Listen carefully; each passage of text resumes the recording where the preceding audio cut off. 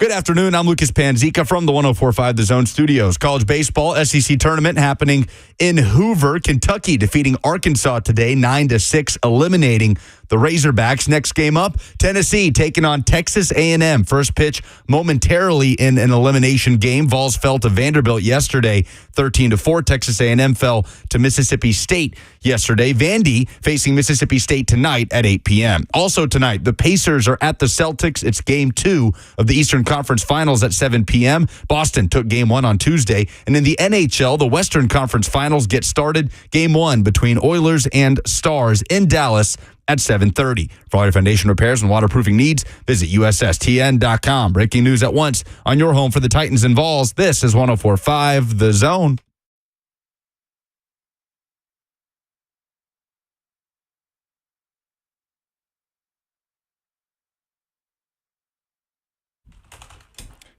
Greetings, Nash Vegas. He is Blaine Bishop. I am Brad Hopkins. And, of course, we are brought to you by All Four Seasons Garage Doors. You got us for till 3.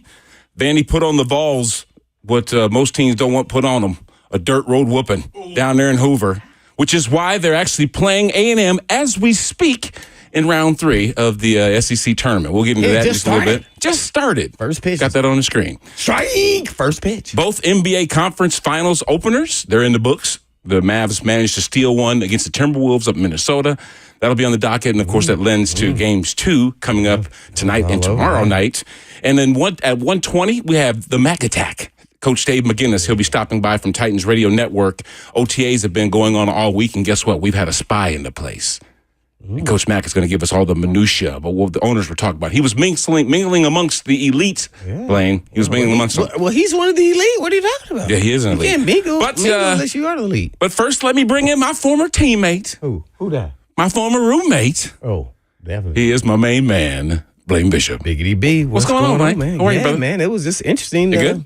Vandy, UT. Oh, yeah, I'm great. Yeah, Vandy, UT, the Mavs. Wow. Kyrie Irving and Luka. They're going to be a handful, man. But since the Ant-Man kind of disappeared, I wonder if they were fatigued from playing the champs. Totally. That's what it kind of looked like. Yeah. But I don't want to take away from Dallas's win, so I want to do that. And then, so we shall see. Yeah, but tonight, Pacers and Celtics absolutely. Again, which is Game 2. And that first one that went into overtime, we knew then that we had a series. Because there was at one point where the Pacers were dominant in that game.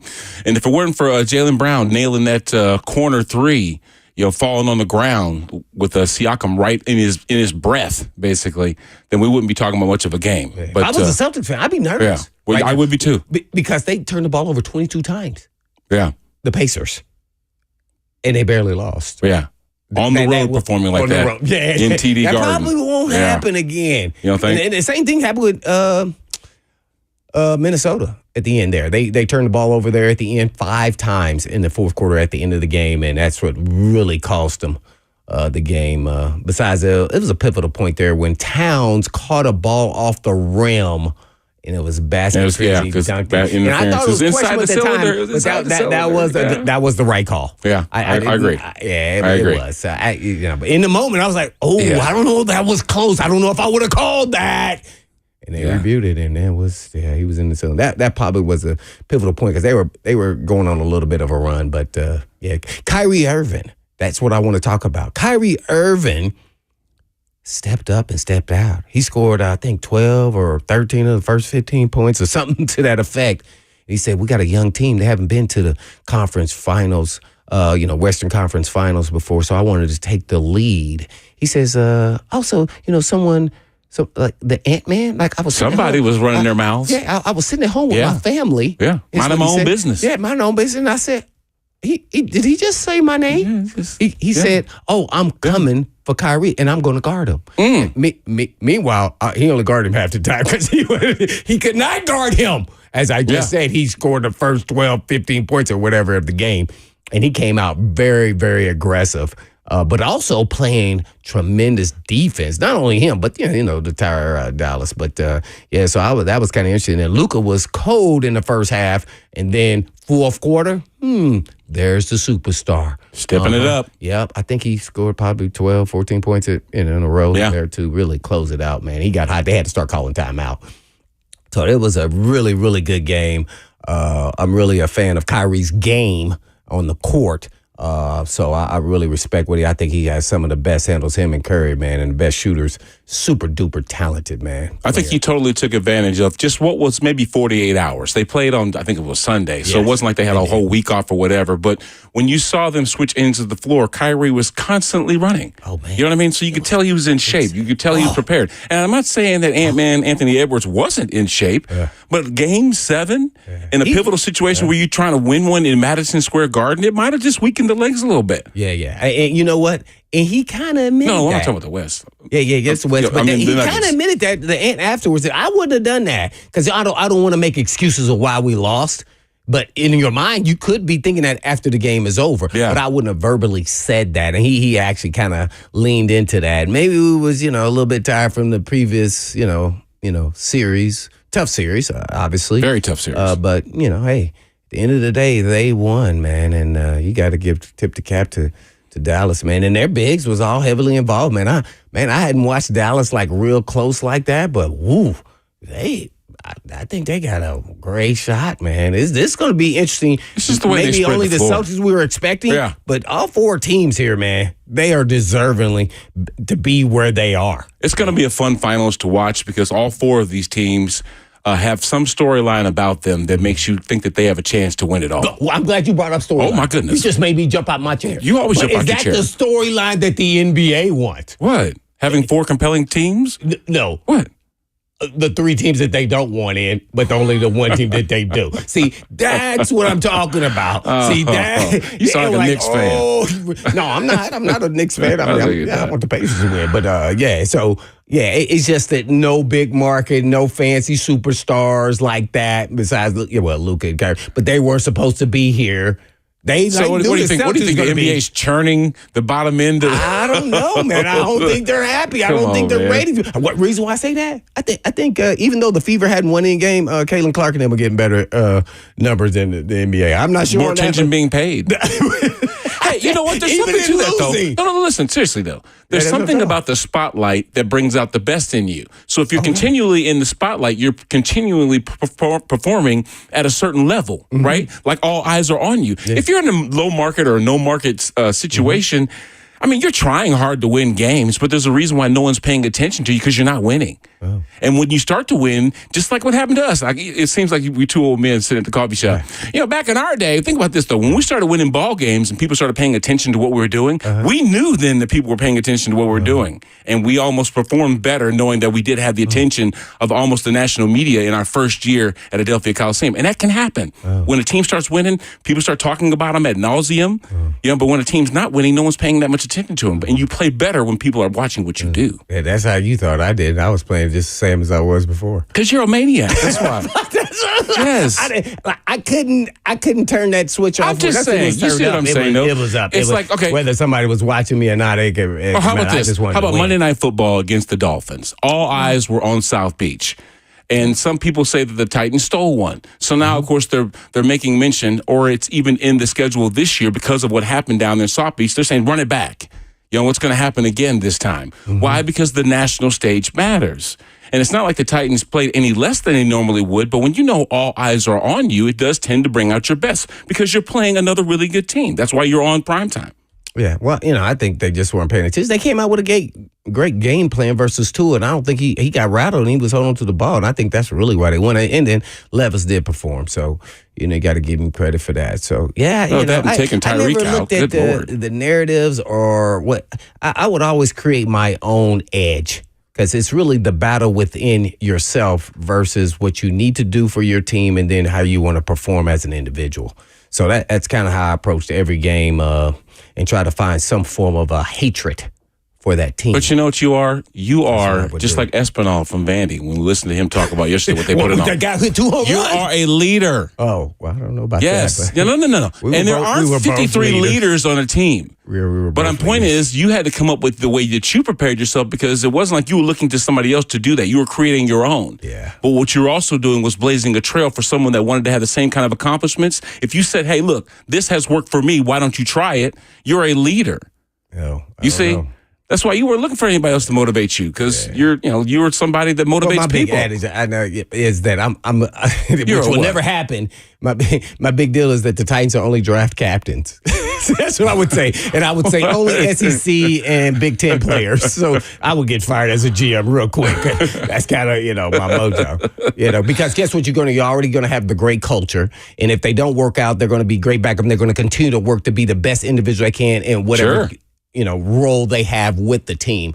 So, you kind of learn as you go along. So there's not happenstance that guys are captains at every level that they play. I believe that, and there's a reason why they are. Sometimes it's the best player, but sometimes you don't have to be the best player to actually be the captain of the team. Sometimes the captain is doing a lot of other stuff that resonates by just his play. Him being involved, Right, yeah. So, it's every team has to find that fit. And that's what I'm hoping the Titans figure out, too, at this time, because they got some really sexy pieces. Now, we all know to be a really good team, it's about the team and how quickly they come together and work as one. So once that started happening, and that's when we believed that we couldn't be stopped. And we had the confidence then to say, hey, there is no team that we can't beat. It no matter what. And we had a guy leading him who we believed in. Air. So that was different. See, now they got to get to that. You would have to bring up Steve, because Steve wasn't a vocal dude. No, he was not. That's what I'm saying. Yeah. But guess what? When he come to the sideline after he throw a pick, he say, "Blaine, I got it. I'm ready. I got it. Got it. Right? See, you weren't going to side eye Mac, were you? Oh no, that never happened. Yeah, but you side eye some offensive players when they come on 3 and out.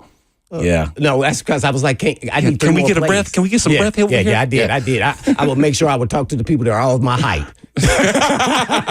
I was not talking to no lineman, and I was not talking to Eddie or Max. So I was like, hey, man, team, come on, what y'all doing, man? Can y'all give us 3 more? What happened? Dude, I don't know. They didn't throw me the ball. No, we never told you that. Are you being serious? Name names. Hey, I'm always naming I know your name. name. It's always best. Hey, we got to step away for a minute because it's about time for the back attack. Coach Dave McGinness will be joining us and giving us all the minutia from the NFL owners meetings that did take place right across the other side of 40 there downtown. So that's Blaine Bishop. I am Brad Hopkins. We are brought to you by All Four Seasons Garage Doors. Stick around for much more. The Mac Attack is next, right here on 104.5 The Zone.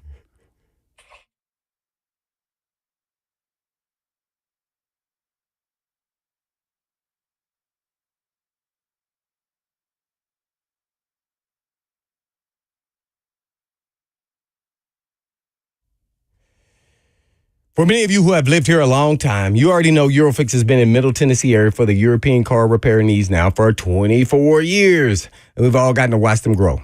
And I don't know about you, but I love watching a hometown business take off. Well, we're now proud to announce the 5th location in Mount Juliet for Eurofix on Mount Juliet Road, right across the street from Dairy Queen. And Eurofix can serve you in Franklin, Hundred Oaks, Murfreesboro, Belmead, and now Mount Juliet. Pretty cool getting to watch a small-town mechanic starting in the barn in the backyard of a single-wide trailer and now grow to 5 locations repairing thousands of cars each month. And at Eurofix, you get a 3-year nationwide warranty and a free loaner car with every repair appointment. And all you have to do is just give them a call at 844-EUROFIX. That's right, 844-EUROFIX, or you can just visit them online at myEurofix.com. That's myEurofix.com. But I always tell them, Blaine, say, y'all.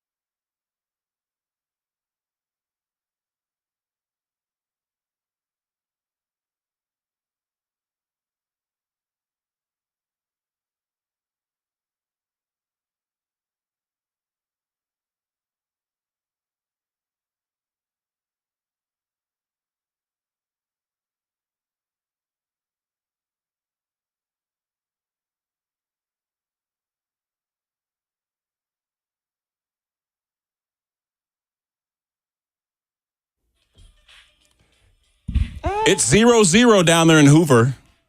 A&M taking on the Vols in an elimination game. Ryan Prager's on the mound for A&M. Chris Stamos is on the mound for the Tennessee Volunteers. But we will turn our attention to 460 Great Circle Road and the NFL owners meetings as they were here in Nash Vegas, while bringing in Coach Dave McGinness. It's the Mac Attack right here on 104.5 The Zone. Coach, what's going on? You're on with Blaine and Brad. How you doing, brother? What you been up to? B-Hop and the Hitman. I'm doing good. I just got off of the practice field. They just had a practice today. Had a lot of high school coaches in here today. Several college coaches, and so it was a good practice. I spent most of my time, like I always do, over there with Bill Callahan, just watching his technique work and watching what he was doing. But it was a good day. The weather held off, and so everything was good. Coach, describe the pace. This is Brian Callahan's first year as the head coach, coordinating all that's going on in an organized team activity. How are they moving around on the field? I would say right now, very, very instructive, but very, very crisp. I mean, everything's very well organized, as you would expect. But there's a lot of teaching going on right now, which there has to be. They're installing new, on everything, and so it's a very, very instructive time. But when they're in drills, as I said, I'm with Bill Callahan, watching him work, and those guys, they get a full dose of work from the time they step on the field, even before practice starts. And I left to come up here and do this radio hit with you guys, and they're still down there after practice doing some technique things. And so I would say instructive, but very crisp. Are you hearing anything about the receiving corps? As a matter of fact, I'm hearing that Calvin Ridley is an alpha. He's a dog, and he kind of runs practice like that. Is that the kind of energy that you're hearing coming from that room? Yeah, I walk over there and take a look. Of course, I knew that. You guys knew that too. We've got NFL visual evidence of what that dude is, right? I mean, fast. It's kind of like D-Hop when he came in here. I mean, all you had to do is go, okay. I remember that. Yeah. As far as what he's doing, yes. And it, then of course Tyler Boyd being in here too. I mean, guys, and I know I can speak with very much clarity to you two guys. There's a lot that you can kind of manufacture around what goes on a team. The one thing you can't manufacture at any level in any business, you can't manufacture experience. Okay? And that's what they've got right now in those three guys. Yeah, that voice is Dave McGinness, Coach Mac, as we like to affectionately call him right here on the show. Well, Coach, I know it just started. I know you were there temporarily today, but I guess what are your observations besides teaching? Because I got that too, and I got that vibe, but I felt like the feel of practice just seemed a little more loose and free. I mean, kind of what was your feel other than teaching? Because that was pretty obvious, and I love that part of it, especially when you have a new coach, new system. You get the fundamentals down, make sure everybody's assignment driven and technically sound until they perfect it. And I know sometimes that seems a little bit boring, but man, until you perfect something, there's nothing like it.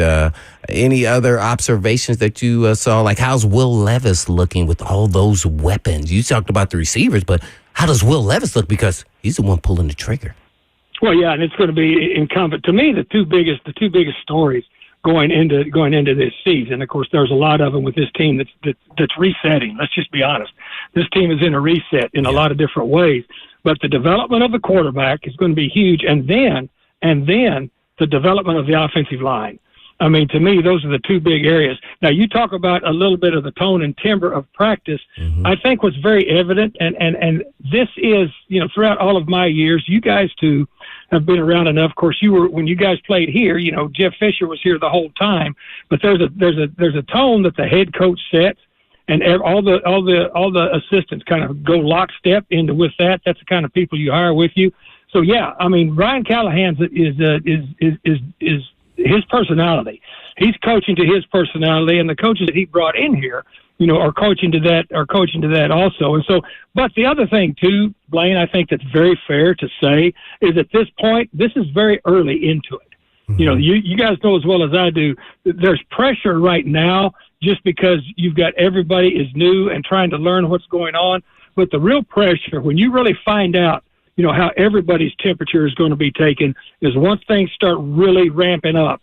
I think then we'll get a better feel as you brought up, the tone and the timbre of what this is going to be like. But right now, I agree with you. I think they're kind of coalescing and coming together with the nature of their head coach and the assistants that he's hired. Well, Coach, I want you to answer this. I know you were over there at the owners' meeting doing some different things. You can kind of tell us about what you were doing over there, but kind of the thoughts on the first down markers and using, electronics to do the first down. I mean, what are your vibe and feel on that? Yeah, I think it's way overdue to do that. I mean, it's way overdue. You're still going to have the chains there. The chains will still be there, for visuals, for everybody to look at and as a backup. But that technology's been in place. I mean, there's been a chip in the football for a while, right? And that technology's been in place. And what I like is that they're going to try it now and see, because you guys know as well as I do, just in this day and age, the technology age is wonderful, but sometimes when you first put it out there in actual practice, in real life, there's some glitches. So they're giving themselves a little leeway as to be able to put it out there. But I think it's way overdue, just like I believe that it was way overdue, before they put the transmitter in the defensive players' helmets. For years, the offense had that transmitter in their helmet, and defensive coaches and players still had to use smoke signals, and so now at least they've evened it up some. Yeah, no doubt about it. So tell us a little bit about what you were doing there, Big Wig. B-Op said you was up there with the big honchos, the owners, man. Kind of give us a little sneak peek of what you were doing. Well, the league office, had called and had asked me to be involved in this accelerator program. There were 4 former head coaches, 4 former GMs, and then, of course, Michael Hugh from the league office, Rod Graves, and then clearly your teammate. They're at the Eagles. That is, kind of overseeing. Yes, that's kind of overseeing all of it. Anyway, we had 30 guys that we had interviews, and we divided up into 2 teams, and we were up on the second level. We had a place all to ourselves, 2 rooms, 2 interview rooms set up, and then we were separate from the other programs that were going on. The players would filter through to us on a schedule. It was much like a schedule that you would have at the combine when you have your 60 interviews set, and they had 35 to 40 minutes. We kind of had a set pattern. We had a grade sheet, and then we would get together and kind of rank the guys. And we don't have a final ranking yet, but we went through that. It started at 7:30 in the morning, in those types of increments with an hour and a half to lunch, and then we'd go till 4:45 or 5 o'clock in the evening. The 30 guys that we interviewed, they were at different stages in their careers. In other words, it wasn't all coordinators, it wasn't all, and it's all different sides of the football, but they were in different stages of their careers. And we had special teams coaches. We had just nearly every position represented. And the teams are the ones that put these guys up, and then the league selects the guys that they want, and then, we'll narrow it down. And I would think that probably once we get through with our final, and we had several conference calls before this. I mean, it's very well organized, and it's in depth. And then what we'll do is we'll probably, at the end of the day, after our last conference call, which we'll have next week, we'll probably have a list of maybe 4 or 5 guys that we will send, to the commissioner and say these were the guys that, in our opinion, kind of separated themselves at this stage, and then we'll go from there. Well, Coach, real quick about the interviewing process, it's always unique because some guys interview really well, just like a normal job, and some are just not, as good. How do you filter through that kind of information when you're interviewing and really know, even though a guy didn't do as well a job in the interview, you knew he knew information that makes him qualified to be a head coach? How do you decipher that? That was what this exercise was for. Because we gave them feedback. They wanted feedback as far that's what this was for. Okay. Because everybody that was on these panels, I interviewed for 3 of these things, got 2 of them. So I've been through it, and most of the head coaches have too. So the biggest advantage to this program is the feedback they're going to get from people that have been there. Gotcha. In other words, we weren't. This was not a put you under the bright lights and grill you, type of a thing. It was, putting out scenarios, give us your ideas. What do you think? And then they wanted feedback. How was my presentation? Where was I strong? Where was I weak? Oh yeah, we give those guys all of that as much as they want. They've got all of our phone numbers that we're completely available to them, not even through this process, but throughout their careers, where they can call and say, "Hey, Coach Mack, we talked about this. What do you think here? What do you think there? This is where I see that you told me that I needed to be when I came in, just be a little more succinct with what I wanted, to have shorter, more direct answers, anything that you wanted. But this is a very beneficial. This was kind of a relaxed atmosphere as to where they could start get an idea if they do get an opportunity to interview for real, that these are some of the things that are going to happen. Oh, that's it there. Coach Mack giving us the Mack attack. Coach, which interview was the most interesting to you, and what was it about it that resonated with you?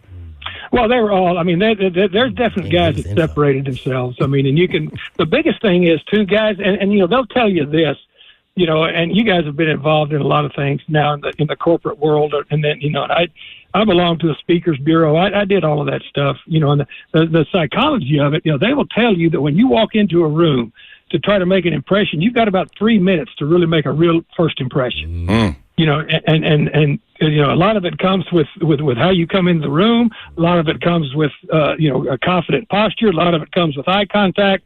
A lot of it comes with, being direct and also being genuine. But at the same time, if you've got to be technical, be technical. All of those things. And some guys are just naturally better at it than others, to Blaine's point. But you can take coaching on it.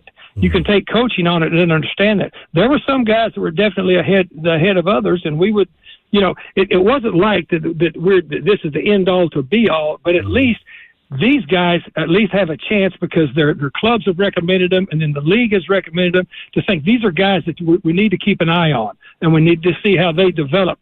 And first of all, they got to be successful on the field, because that's what everybody wants, is success. But, giving them tips like when you go into interview with someplace, first of all, know the owner, know who you're talking to. And not just their name, but know how they run their organization. Know the division you're in. Why was the guy that you're interviewing for his job, why was he let go? What were the issues here? What ideas do you have to be able to fix those issues? Those types of things that, I didn't know when I first, started interviewing. I didn't know, and I got better as I did it. And that's what this is for. This is really a good program. And all of the guys were very, very grateful for going through it. Coach, there's a reason why the Rooney Rule exists. It's because of obviously habits or even routine hiring practices that really didn't open the door for any other opportunities. When you're a first-year guy like, say, Brian Callahan, you would almost want to rely on those relationships that you already have either pre-existed or ones that you're most familiar with, which kind of makes it even more difficult. So while we're talking about a hiring practice, how out of the box do you see most that are in those positions, of hiring? Is that something that they're going to pick? Yeah, go ahead. Yeah, here, I didn't mean to interrupt you, but here's the big difference. Big difference now than it used to be, and I'm going to give you something real succinct. When I was hired 39 years ago, I was the 8th coach on the staff, and there were 8 coaches at the Bears for 10 years, okay? Now they've got 28, all right? And what that does is it gives more people opportunities to get in the door. It's like I would tell, all the rookie classes that I was in charge of, when I was an assistant head coach for Fish, for over a dozen years. When I was talking to him, I said, look, somebody has seen something in you to get you in this building. Now, once you're in this building, it's up to you not only to prove why you're here, but to grow while you're here and separate yourself from the rest of the group. But I would say now, just the fact, like with this program, I think the scope has widened as far as candidates, just because you're getting a chance to get into the league earlier. But before, if you were in the league, with 8 coaches on the staff, and you had 6 of those coaches that had been there for 12 or 13 years, you were lucky to get in. Now, I think that scope has widened. Now the bright lights are on everybody, and it's much better, I think. earlier this week, or maybe it was last week, when OTA started, Coach, we heard Brian Callahan just mentioning the fact that they're not complete. They're not done yet. They're still looking around for a few pieces here and there. In your opinion, what else do the Titans need? What else are they looking for to make them as super competitive as they need to be this upcoming year? Well, if they can find somebody, money-wise and skill-wise, or somebody, they still need somebody else on the edge to help on the edge defensively, right. Mm-hmm. And they could use a veteran safety that doesn't break the bank. Okay, I mean, to me, those are two things right now. Just watching and looking, as far as to just a roster that, in my opinion, I'm not, I'm out of the personnel business. I was in it for a long time, but just looking at the roster, I think that they would be happy to find somebody else on the edge and maybe a veteran safety. Okay, and you also mentioned the fact that you spent a lot of time in Bill Callahan's part of the field during these few practices that we've seen. What are you seeing as far as the chemistry? And you know what I'm talking about. That unspoken language, that how that kind of transcends through the unit there. How are they looking, Coach? Well, I know this. They're getting coached like they've never been coached before. And I'm talking about consistent. Now, you can relate. You can relate to this. You played with and then coached and then worked under Munchak. You know how detail oriented Munch was. Oh yeah. And Munch was relentless on. I mean, I coached with Munch for a lot of years. Munch was relentless on technique. Every day. Consistency on technique was relentless. That's what these guys are into now. So I've watched guys just improve on the technique, because that's the main thing they're doing right now is technique stuff. I was telling Bill this morning, he asked me, Coach Mack, where you been? And so I told him, and he said, okay. And he said, what do you think? And I said, I can see him improving on these techniques that you're teaching. They haven't gotten into any team yet. You haven't, and they don't have the pads on. You guys know there's guys that can be all Metro during this time. You know what I'm talking about. Yeah, no doubt. All Metro. I've gotten fooled myself on some people. He is fantastic. But when those pads come on and somebody starts getting hit in the sternum and stuff, and it gets hot, then it's a different world. But right now, I think they're getting a really good base. From Titans Radio Network, he is our coach, Dave McGinness. Well, Coach, possibly the sheriff there, Roger Goodell, said maybe we go to 18 games. What are your thoughts on the Blaine? They're going to happen.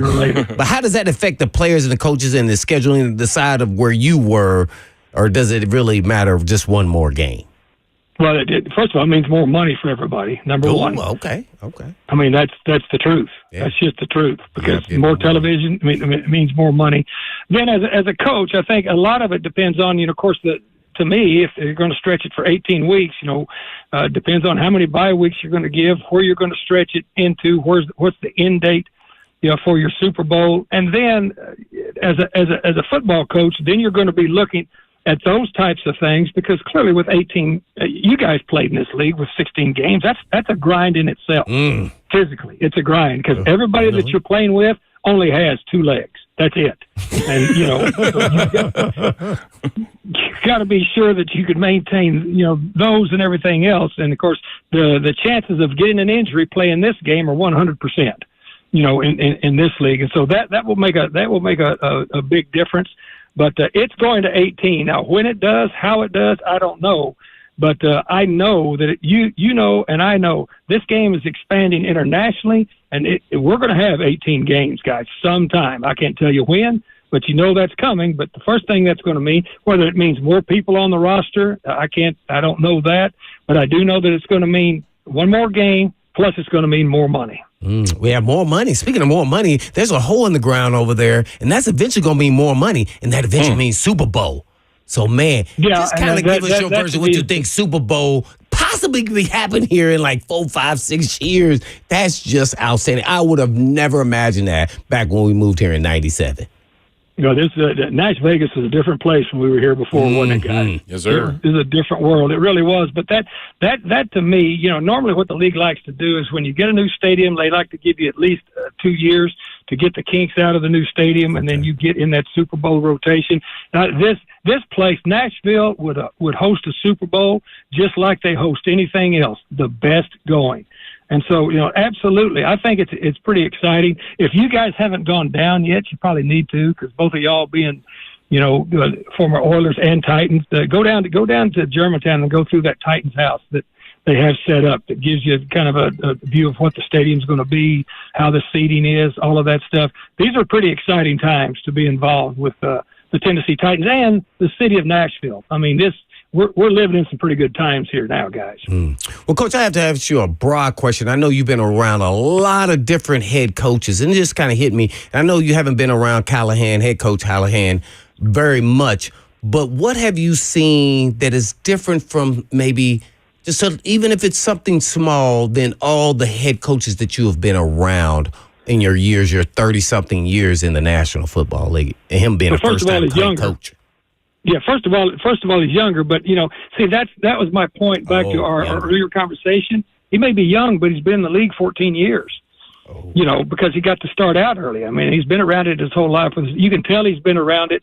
You can tell he's very, very bright. You can tell just by practice. And I've visited with him. You can tell. And of course, I'm really close with Frank Bush and Denard and those guys. Mm-hmm. And he's very organized. He's very thought out. The other thing that I think is important is that he is coaching to his personality.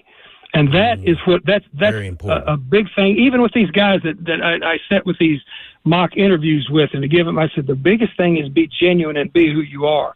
Because the minute you start trying to be somebody else, you cannot fool.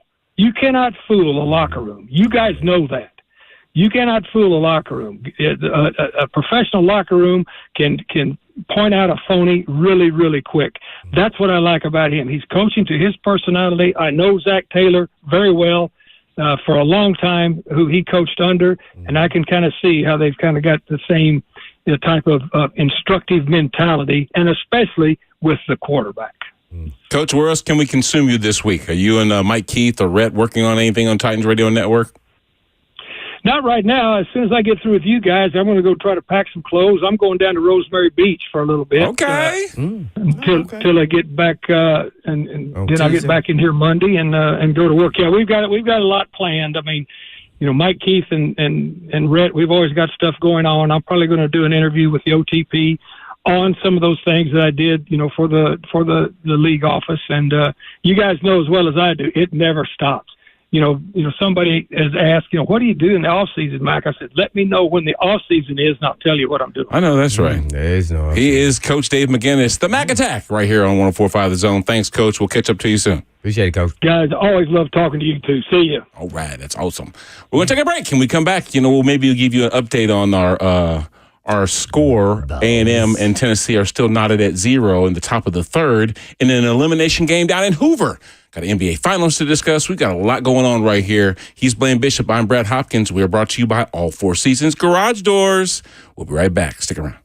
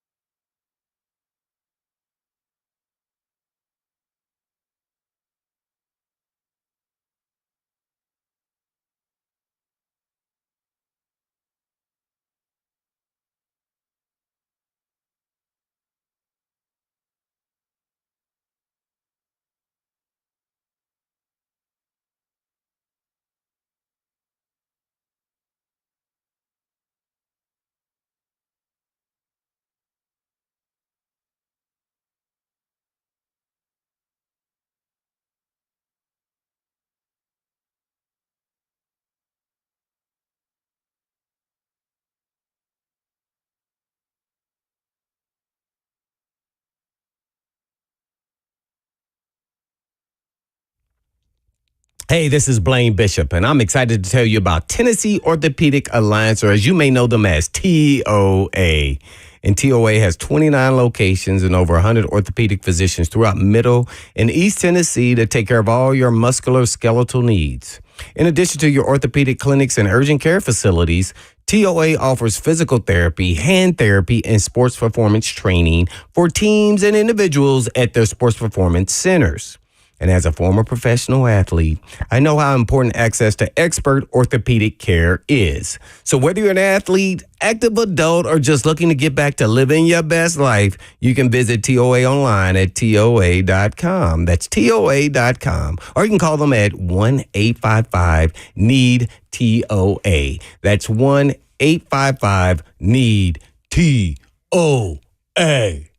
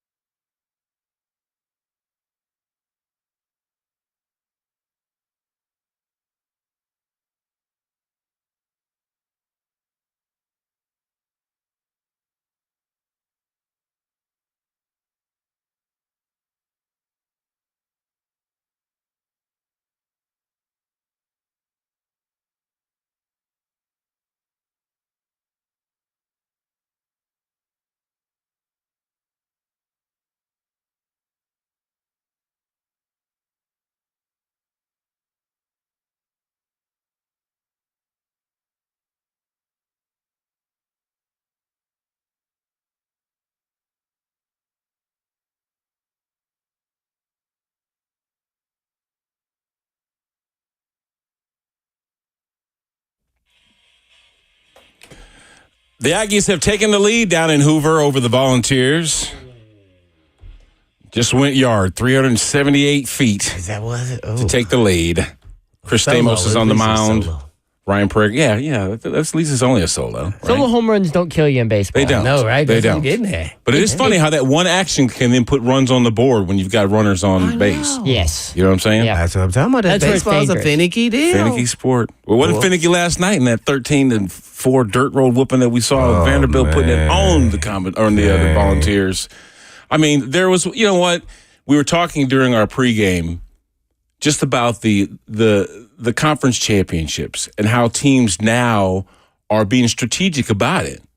We don't see midweek performers going into a conference championship. We saw bullpen pitching coming out of both situations, probably gearing themselves up for what we're watching now, which is the number 4 seed versus the number 1 seed, all of which 1 through 4 got L's yesterday and are facing elimination. Mm-hmm. So it just kind of shows you that, you know, they could do better by starting better pitching in a conference championship, but why would you do all that if you're just really trying to save arms for, you know, which is obviously a national run at it, you know? So how useful is a conference championship other than seeing what you have as far as depth?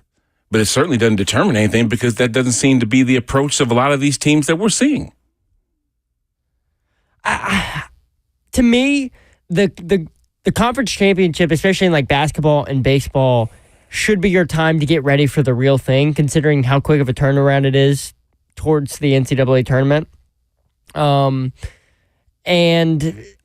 you know, teams just don't take it that way, I guess. I guess my philosophy or how I view it is different than how these coaches and these programs view it, because if we take a look back at this year's SEC tournament, Vols, what happened in Tennessee? They got waxed in their first. Talking about basketball? Yeah, in basketball, they got waxed in that opening game that they played. And then what did Auburn do? Auburn went home and won the whole thing.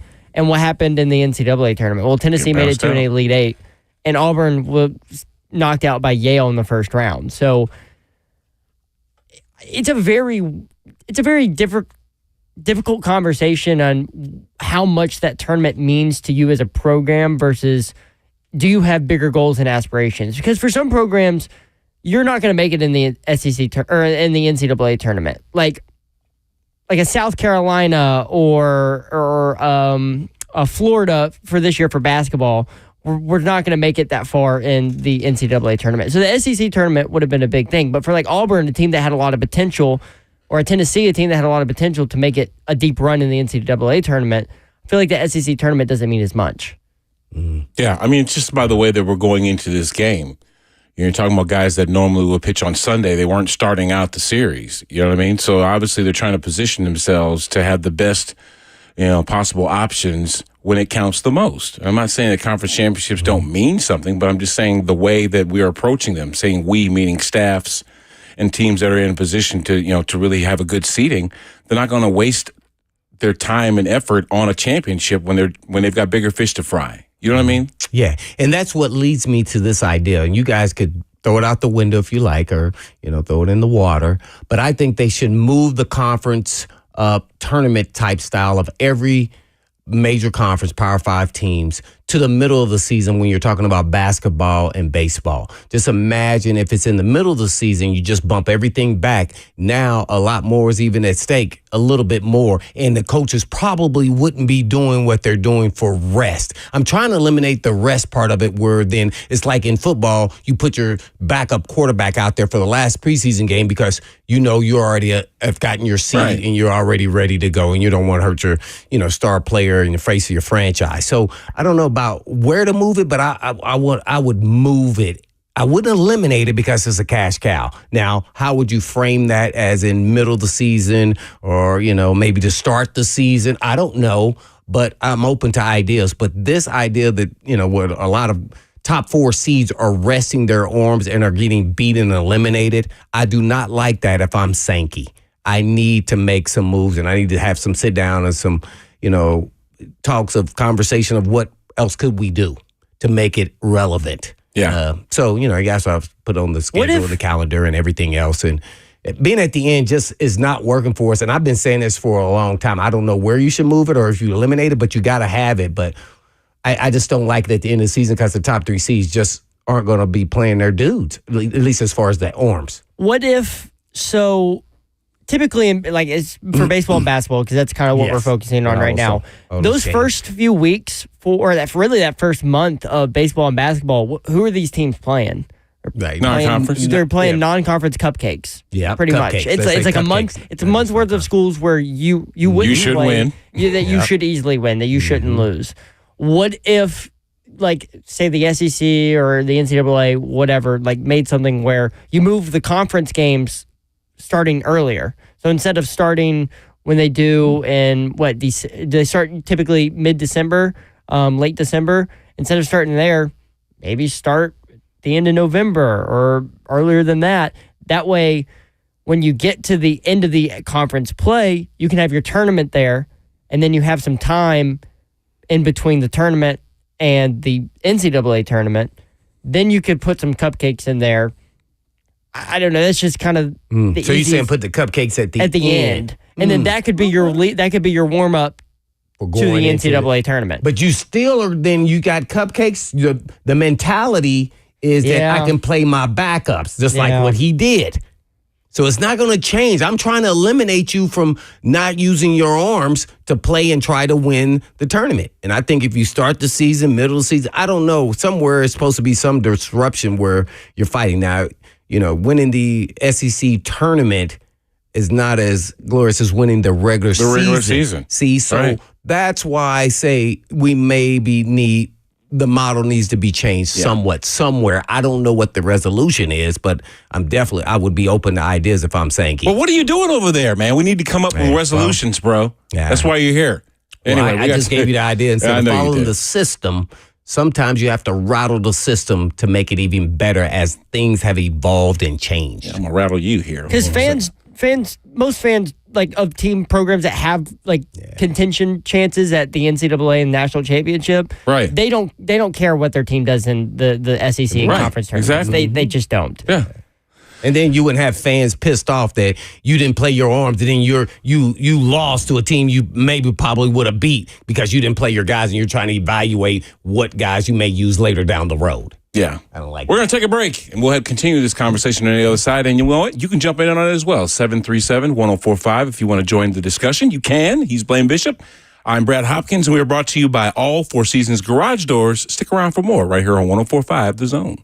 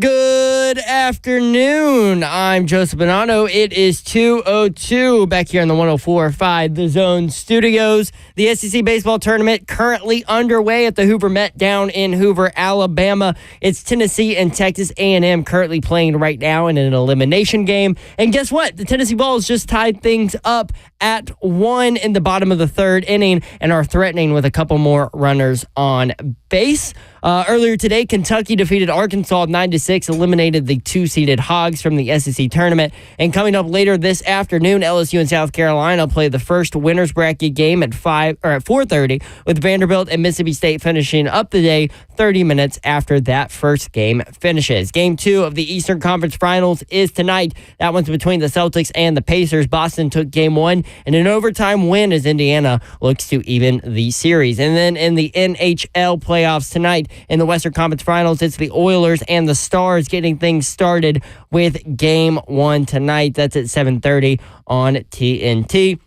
For all your foundation repair waterproofing needs, you need to visit USSTN.com. Breaking news at once on your home for the Titans and Vols. This is 104.5 The Zone.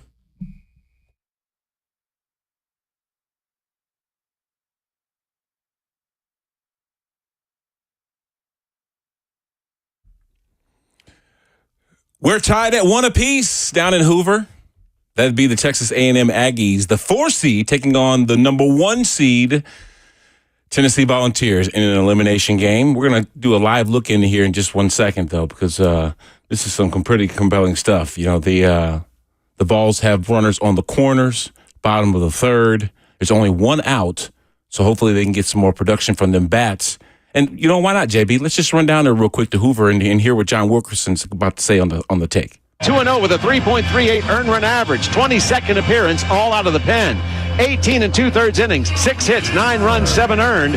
18 2/3, he has struck out 22. He has walked 12. Brock Perry has allowed 1 home run. Opponents hit 102 against Brock Perry. Spell the last name Peery. Game tied at 1. 1 out, bottom of the third. Go-ahead run at third in the person of Blake Burke. Billy Avick, a runner at first. Hunter Ensley. Yeah, we'll jump back in there in just a few minutes when Brock Perry gets warmed up a little bit. Obviously, they're having a change at pitcher, given the fact that bases were juiced. Balls look like they were on the momentum, which they still are with only 1 out, of course, and you've got runners on the corners. So this could be blown wide open. Just like you said, man, 1 swing in the bat could bring a solo home run, and then the next bat, guess what? It could bring up a 3-run shot. Hunter Ensley's up. Yeah. Right now. Let's take a listen. Woo! Strike. Uh-oh.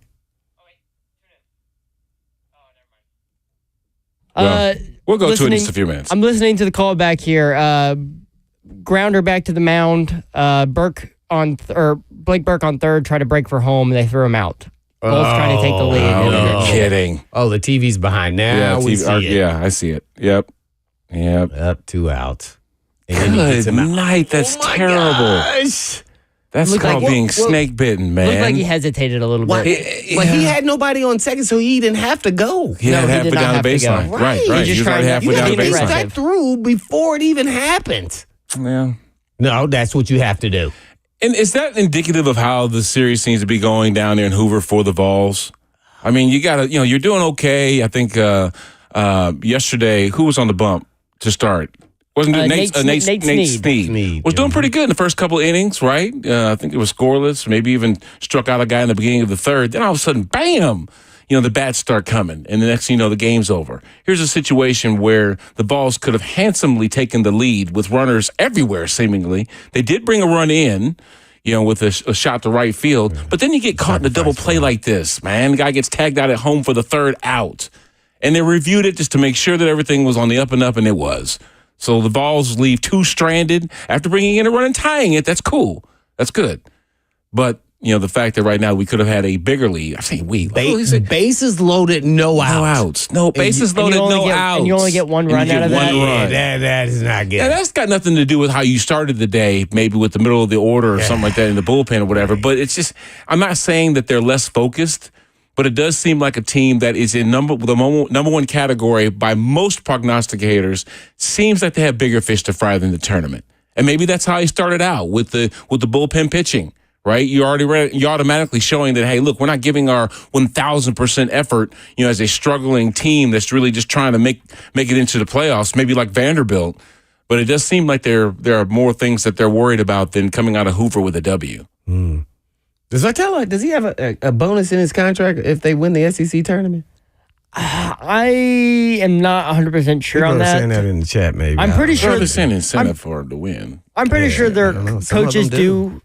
Coaches probably do have bonuses in terms of like conference tournament wins and NCAA tournament wins, but as for the specifics of that, I have no idea.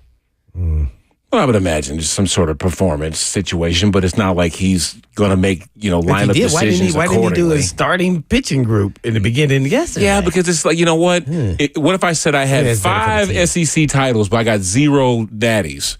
You know what I mean? Versus 3 natties and no SEC titles. I've never won the SEC, but I've gotten into the tournament and won that dang thing 3 times. You know what I mean? It's just happened for me that way. I think that the latter would be more impressive. You winning a national championship, no one's going to remember who won the conference championship last year other than just setting the story for the next year. You know what I mean? Right. And they might not even remember. Because then guess what? The regular season champion isn't the same as the SEC tournament champion, which obviously isn't the same as the national champion. So you got a lot going on. Well, I think the real main decision here is rest versus playing players. And that's the tough decision. And he's grappling with that and then see what arms he'll have available, AJ Russell as well, for the actual, World Series and the regionals and everything else involved with that. So I think that's where he's in a catch-22, but yet he's trying to keep his team sharp with, all the guys up batting. So I think that's where they're at. And then I think players then kind of see that, and then they are not as focused. You don't see how they come out like firing on all cylinders? Yeah, because they don't look like they looked at the end of the regular season. Yeah. I mean, that tends to happen when you overlook something. I'm not saying that they're overlooking the Aggies. I'm not saying that they're overlooking Hoover.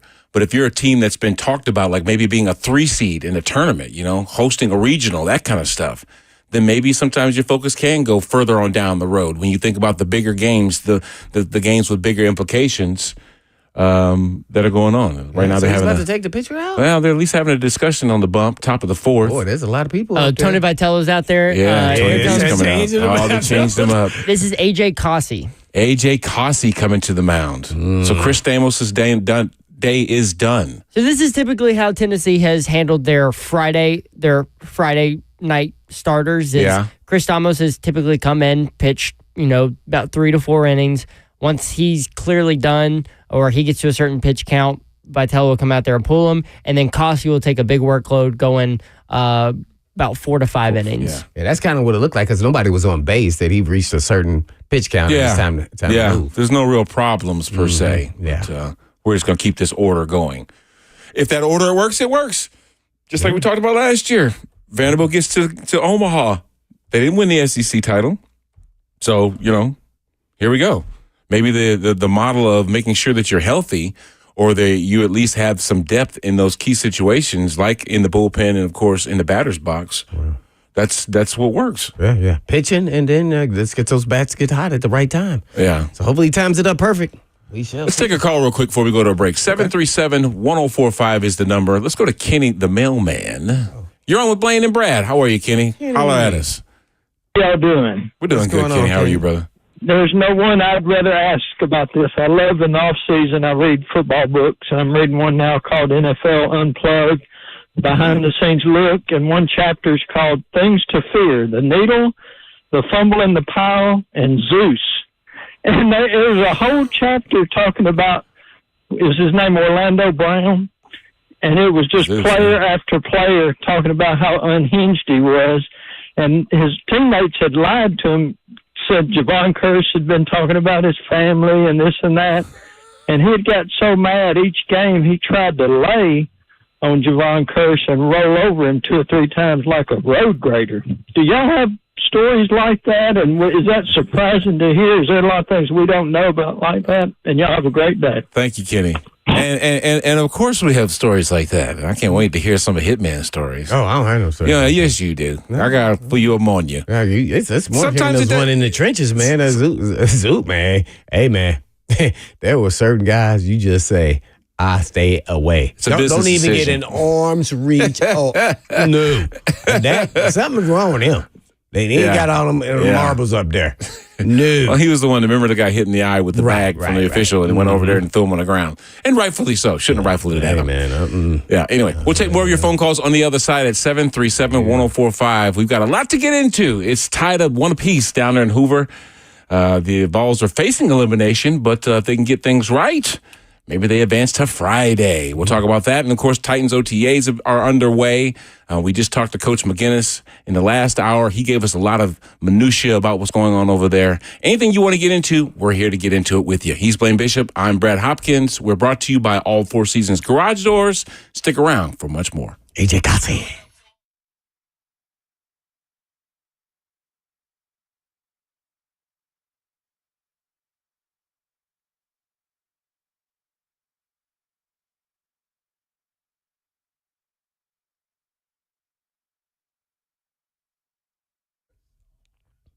This summer's NASCAR, and it's back at Nashville Superspeedway June 28th through the 30th for Ally 400 race weekend. That's right, guitars and fast cars right here in Music City.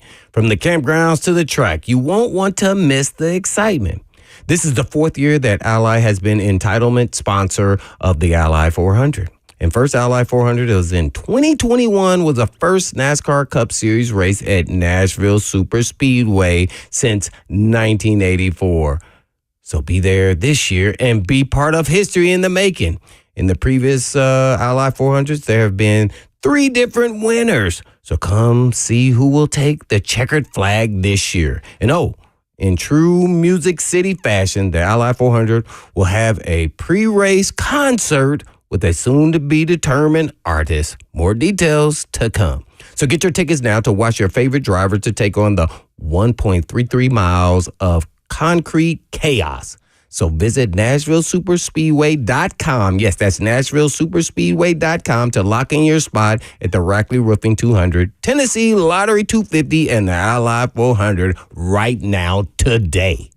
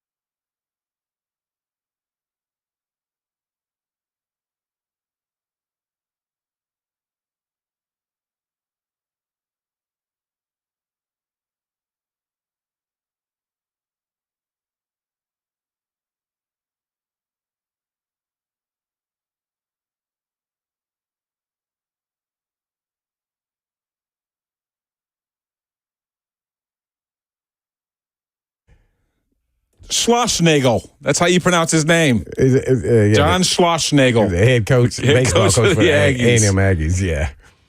Was that right, Bananas? We're tied at 1 apiece down in Hoover. Aggies versus the Vols. Elimination game. The winner gets to advance to Friday. The loser gets to go home.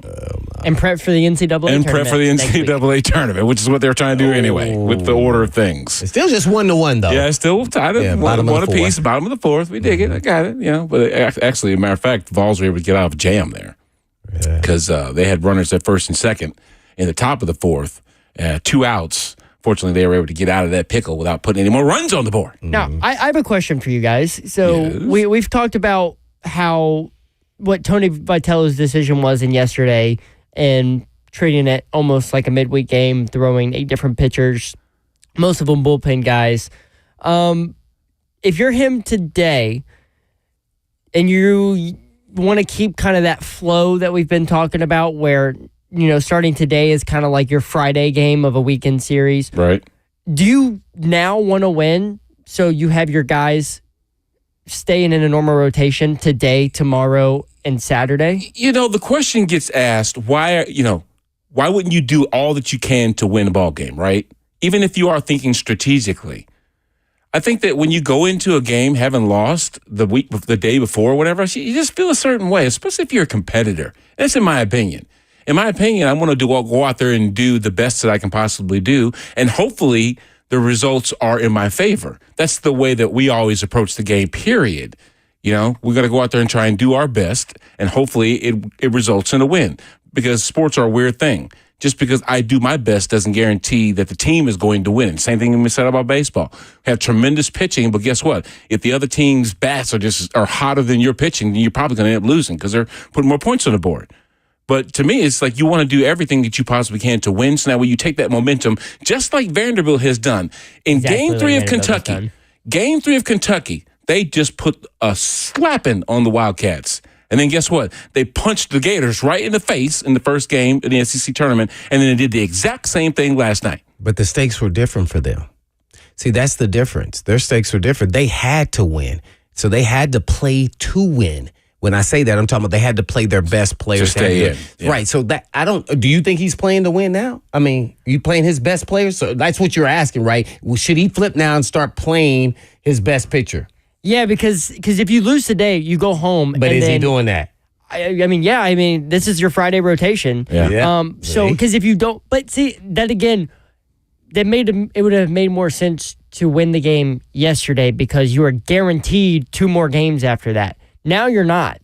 Now if you lose this game, that's it. You're up. You have to win this game to get another game. And so let's say for tomorrow, like Drew Beam, who's your Saturday guy, he's your number 2. He's going to get out of his flow if he doesn't pitch tomorrow. And then Xander Seacrest and the Sunday guys, if they don't pitch on the 3rd day, which would be Saturday, they're going to get out of their flow. So now you've risked getting out of your flow to stay. Does that make sense? Like they stayed in their flow. Out of your rhythm, yeah. I get it. I don't know. It's a very sometimes coaches do things like that intentionally. They want you to feel uncomfortable to get prepared for the bigger event that really matters. So I don't know if he did that or not. I mean, and now you're feeling the pressure, the players, that is, now that he's playing, let's say, to win, putting his best pitchers out there and now putting all the pressure on the players and they got to play through it. See, I don't know if that was his plan or not, or did he do what you said, like all of a sudden, now I want to win. I'm going to play my best players today and get it done, or as far as pitching. Mm-hmm. I mean, I don't know. And it worked for him last year because they lost early in the SEC tournament. They didn't. I think they only played the first 2 games. Then they ran through their regional. They ran through their super regional and against Southern Miss. Well, I'm asking, did he then play to win the 2nd game in the SEC tournament? I would have to look up the box score of last year. I don't remember who they played, but I do remember it was an early exit. They lost early. So whether he did or didn't, they still lost. Yeah. So it worked out for him. And again, that goes back to how much does the conference champion or these conference tournaments really mean to these teams that have a chance, a contention chance in the NCAA tournament. Yeah, it's just almost like, you don't play guys in a meaningless bowl game. It's kind of deal. You know what I mean? That's kind of a similar situation, I think.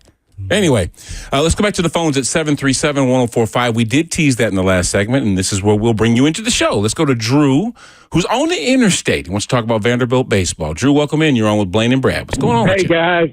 Two things.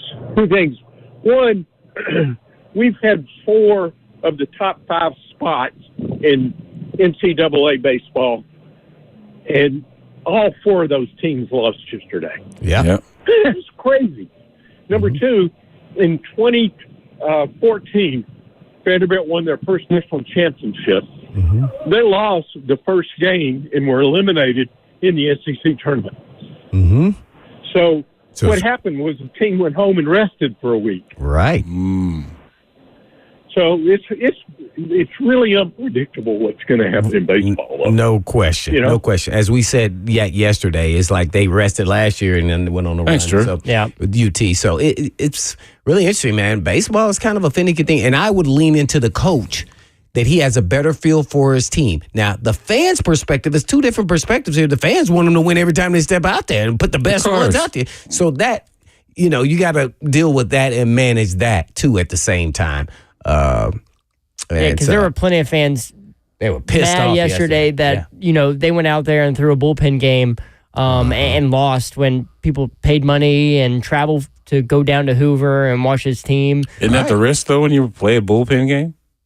But the fans don't know that they were going to do that. Yeah. The fans were expecting them to go down there. And another thing to it is, look at who they lost to.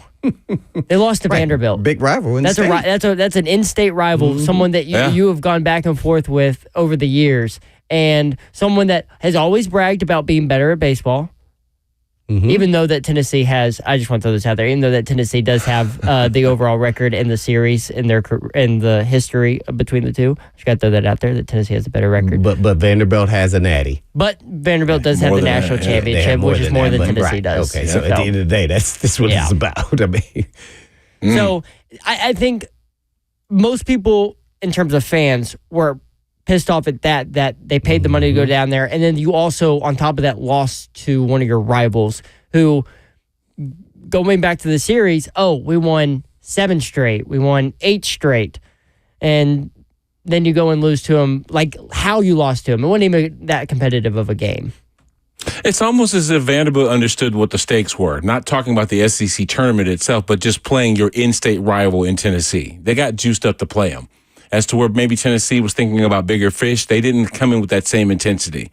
In other words, it's only a rivalry to the side that continues to lose. But because they keep wanting them as a benchmark, right? To make sure they get into. Vandy had to win yesterday. I totally get that. That totally makes sense. Because they sharpied with the win yesterday. They sharpied their name into the NCAA tournament. But still, like you just mentioned, part of the sting about the way that Tennessee lost was what? It was Vanderbilt.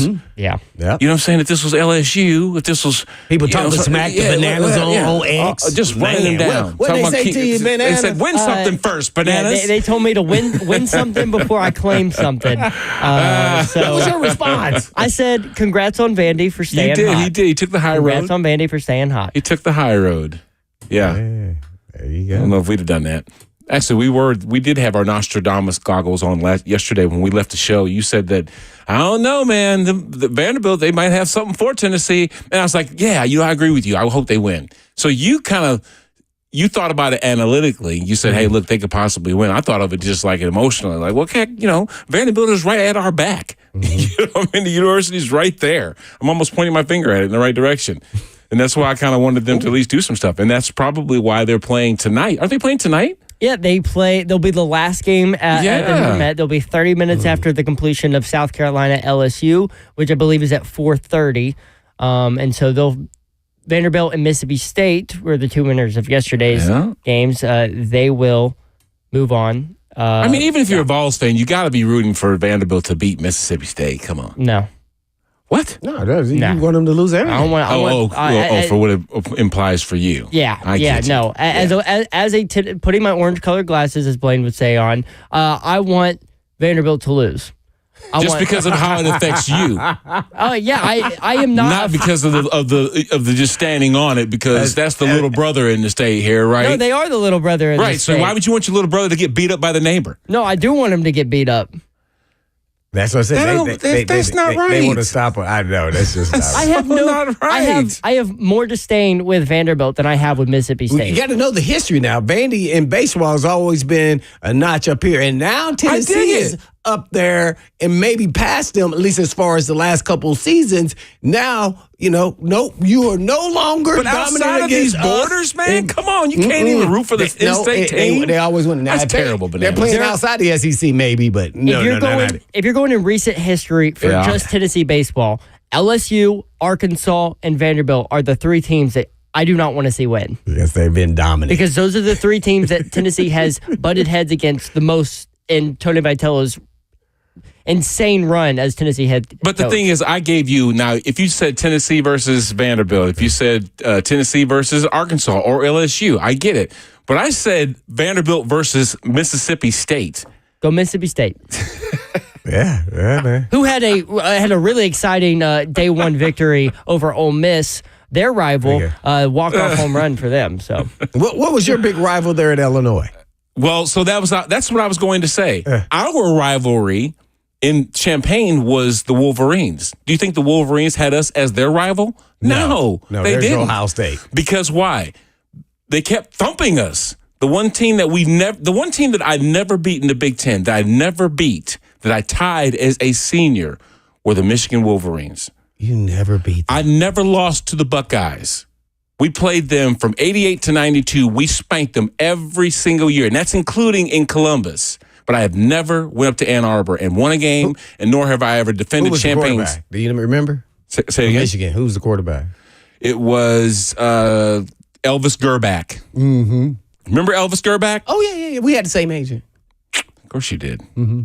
Big money. Hey, the Vols take the lead. How about that, man? They sure did. After all that. Yeah. He tries to make a play, but he did. Actually, it's an RBI. Christian Moore. Oh, he got an RBI. Christian Moore got an RBI. On the in ground to first base. Advanced runners to second and third. And that is called situational hitting. Hitting. It's called small ball. Exactly. It ain't one. Mm-hmm. That's what I want to ask y'all about this two base on first base. That's exactly cool. I listened to him yesterday talking about that. Yeah. The runners going down the first baseline can run harder knowing that they don't have to worry about the first baseman's foot being in any sort of the way, so that way they can just sprint right through the bag. Because there's two bags at the end of the first baseline. Now. One's got a green, right. One's got a green, it's a green plate. So you believe that theoretically makes them not, they weren't running as hard and now run harder because they're afraid that they're going to step on someone's foot. I think that was a thought. I thought that was No. I'm just saying, do you believe that as a player?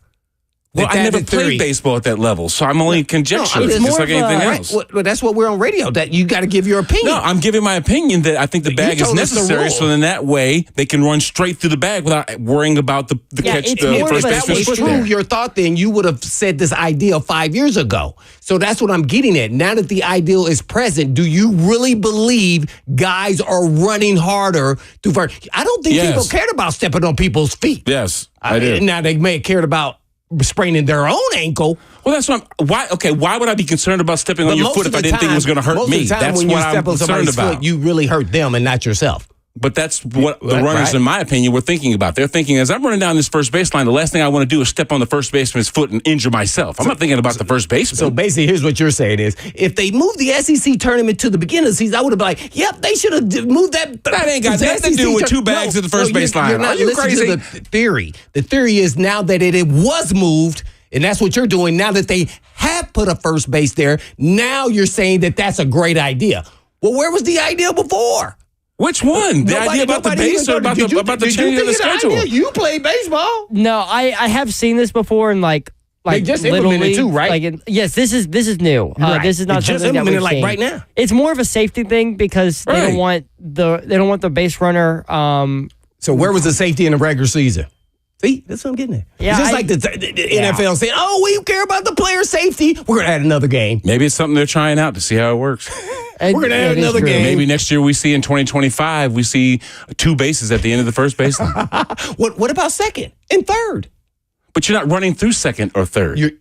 At some point, you are running to second. No, you're not. If you run past second, you get tagged out. Through, but right, that's the difference. Theoretically, you're still running to those bases. So and you're sliding in to stay safe. I will agree with B-Hop on this because when you're running at first base, you have the capability of going running right by straight. You don't have to stop on the bag. Whereas at second and third, you have to slow down to either turn or stop on the bag. Watch this. Now, when you get a double and the guy's still thinking he's going to tag you out on first, he's still there and you're still making the turn to run. So at times, you are just like you're at second or third. You have the option to run through. You don't know if you hit a single or double. So you're assuming every time somebody's going to hit a single. Yeah, but then why would you need another play if you're rounding the corner? You're running that you know if it's a single or a double. But listen, if you're running to second, and like you just said, you're not holding up at second. No, what are you doing? You're turning. Right. So why would you need another plate? But somebody's foot still may be there because why would they be there unless they're tagging you out? No. Somebody's going to be there because if he hits the ball right over first base and then the guy from the field gets it, he doesn't know if he fumbles it or not. He may then why would you turn two? Why would you turn two if a guy's getting ready to tag you out at second because he's standing on second base? No, why would you keep running? It's not at second. The guy in the outfield has the ball. That's what I'm talking about. And you're still undecided on, as a runner, if you are going to turn the corner or if you're going to run through, because just remember this. When you run to first base and you're not sure, this is what they teach you in baseball, by the way. If you're not sure if the guy in the outfield is going to catch the ball, they run around and then they go through first base and turn and run about 4 or 5 steps and then come back. Isn't that correct? You don't run the baseline. No. You don't run the baselines the same. Isn't that correct? If you don't know if you're going to go a double or a single, you round second base.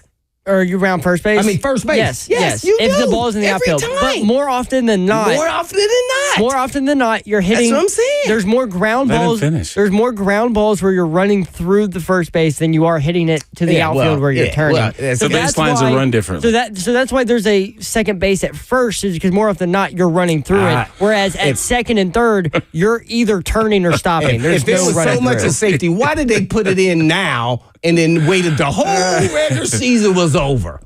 Now that I can't explain. See, that doesn't even make sense. That part I can't explain. It's probably the same guys, after Blaine. the season's over, they say, guys, everybody has to wear the ding-dong thing on top of your helmet. That's the same analogy. At some point, we do come to those measures that might make the game safer, right? Or even more accurate. Maybe just like the chip. They didn't have the chip right in the football the entire time, but they now came into putting it into the rules. Boy. But I love the debate, though. Because at some point, it's like, okay, did a person actually that plays baseball make that decision, or did a person sit up top? Because the person who really plays baseball, to me, they would have said, we're going to start this at the beginning of a season. Because then a whole bunch of injuries could have already happened. I'm trying to think if Tennessee. Why did they wait to the SEC tournament? I'm trying to think if Tennessee did have the double bases implemented, but I can't. No, they were talking about it the other night. That they didn't put it in till now. Yes, I don't know why. The broadcasters were talking about it. I don't know why they would do that. Why would you wait?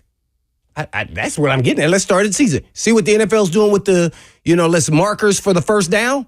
They're not waiting till playoffs. They're doing it in the preseason and the regular season. Lord have mercy. It's the same analogy. It's like, well, why did y'all wait? Well, like I said, sometimes you just come into those situations later on, and it just makes sense to start using it. Maybe we'll see I bet you we see that bag being used in other situations other than the SEC tournament moving forward. It probably works. Anyway. Oh, I'm sure they do. I think softball also uses the double bag. Exactly. Like, okay, well, let's start at the beginning of the season. We had such a bright idea. We got to take a break.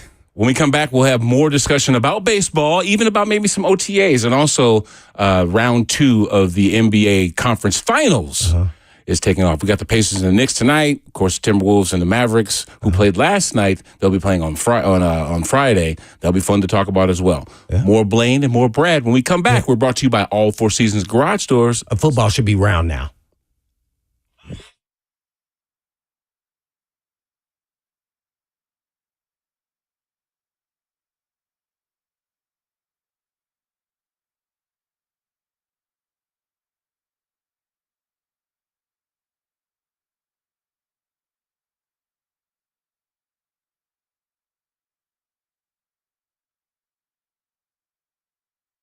You know me, I love numbers. Here are some numbers, though, that you may not love. Over the past 20 years, studies have shown testosterone has started to drop in men way earlier than it used to. So, like, not the numbers of the 50s or the 40s, but maybe the 30s or even the late 20s. That's where Edge Peptide Therapy comes in. Edge Peptide, right down the road in Cool Springs, they make you feel like you want to feel, like you used to feel, right? They want to make people feel better from the inside out. So it could be testosterone therapy, it could be peptide therapy, regenerative therapy, whatever it is to make you feel like the guy that you want to feel like again. Maybe your workouts aren't hitting. You're not sleeping. You're grumpy. You come in the afternoon and you fall asleep. Those are the things that made me call Edge. Felt tired all the time. So they got me on a program. I'm loving the results. You can, if you need testosterone therapy, everyday low pricing of $99 a month for testosterone therapy. Feel like you want to feel again. Go to edgepeptide.com, make an appointment, or call them 615-724-1878. Schedule an appointment today with Edge Peptide. Tennessee, are you ready to embrace spring with confidence? So check out Cool Ray today and let's make this season a breeze. Get $1,500 off select whole home generators and ensure your family's comfort and safety. And we'll also pay you to upgrade. So get $1,000 when you upgrade your HVAC system with Cool Ray. So try our $49 tune-up and refresh for your system and beat allergy season with 10% off indoor air quality products. And let the experts at Cool Ray clear your drain for $93 or you won't be charged. And in honor of National Military Appreciation Month, Cool Ray will be offering an additional 5% discount for all active military members and veterans, making it a total of 10% off during the entire month of May. So we're your partner in comfort, no matter the season. Here's to spring filled with sunshine, smiles, and stress-free living. Cool Ray, keeping Tennessee cool, plumbing right, and always lights bright.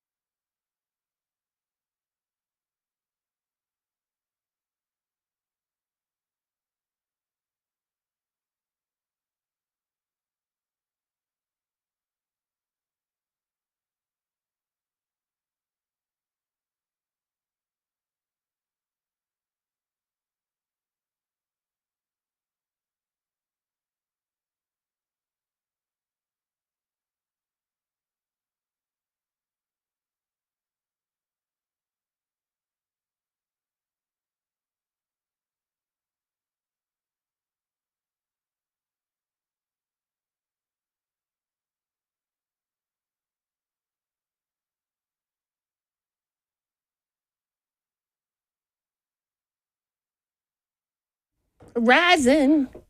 The Vols are trying to stave off elimination in the SEC tournament down there in Hoover. Mm-hmm. They're ahead 2-1 over the Aggies. In the top of the fifth, got a runner on second. Wow. 2 outs. 2 outs.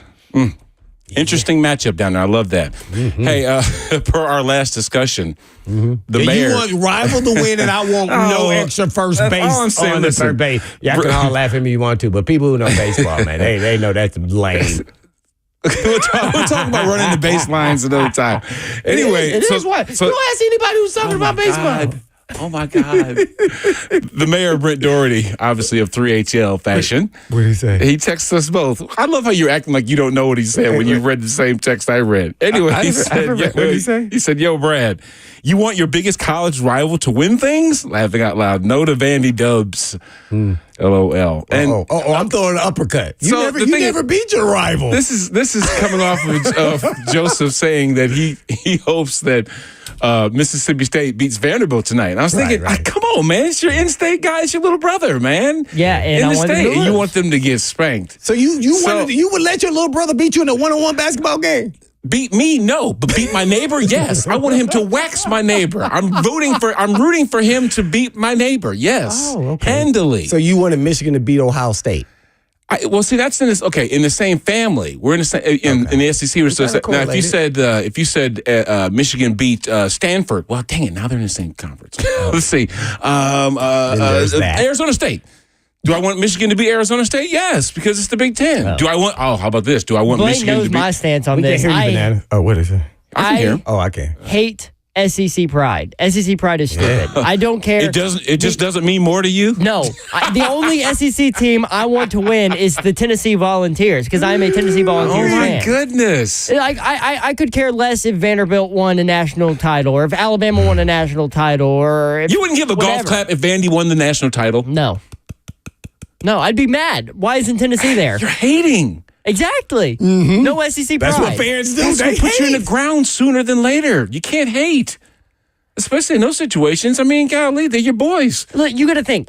The SEC are the teams that you're going up against the most every year, year in, year out. These are the teams that you face all the time. Why would you want them to do better than you? Why do you want them to succeed more than you? I don't want them to succeed more than me, but against an uncommon opponent, I want them to win. That's Okay, all I'm let's give talking it. about. Since we can't do college, what NFL team did you hate the most? Jacksonville.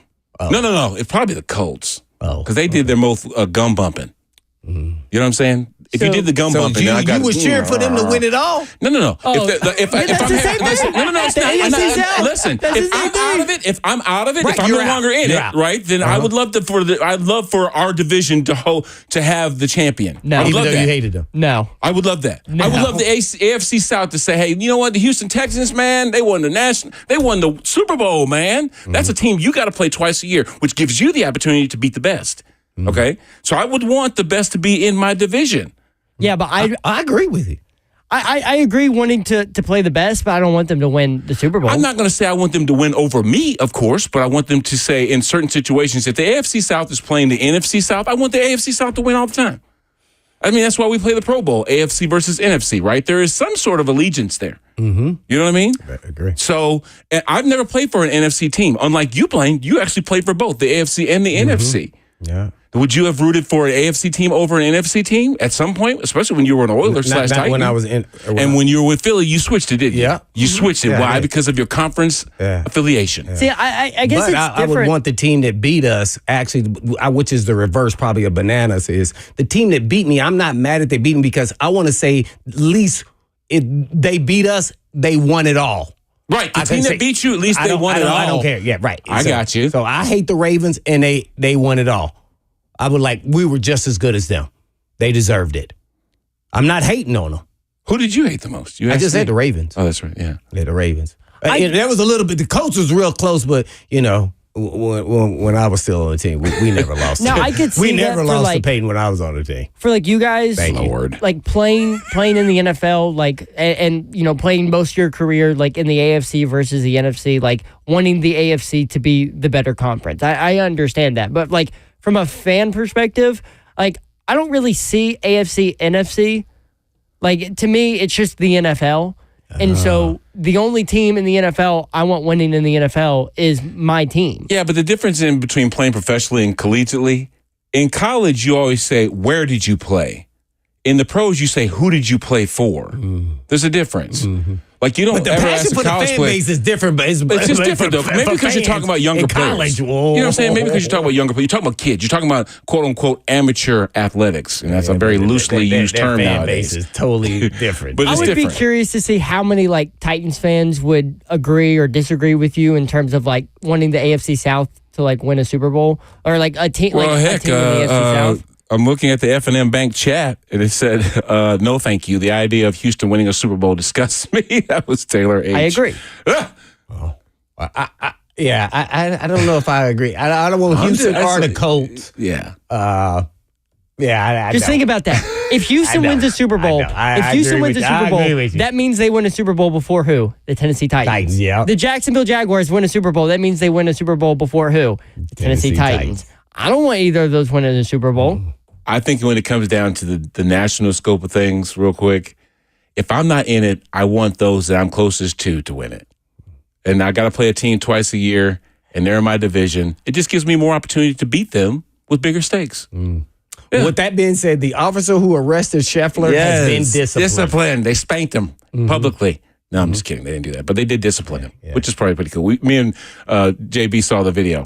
Completely heinous. Go look it up on the internet. I saw the Ridiculous. video. Oh, you saw it too? Yeah, I he didn't do showed it. anything. He just He ran up there and stuck his face in banged on Scheffler's car. I know. What is wrong with this dude? even do He needs to go to jail. He needs to wear the What orange about suit. what he said? He dragged him and He all ain't this. dragged nothing. That was so crazy. bold-faced Lie. Tomorrow we'll catch up with John Glennon. He'll give us his minutes on the Tennessee Titans and the NFL and all that is going on. And of course, we'll have a reaction to the elimination game that we're watching right now. The Vols still lead 2-1 over the Aggies, bottom of the fifth.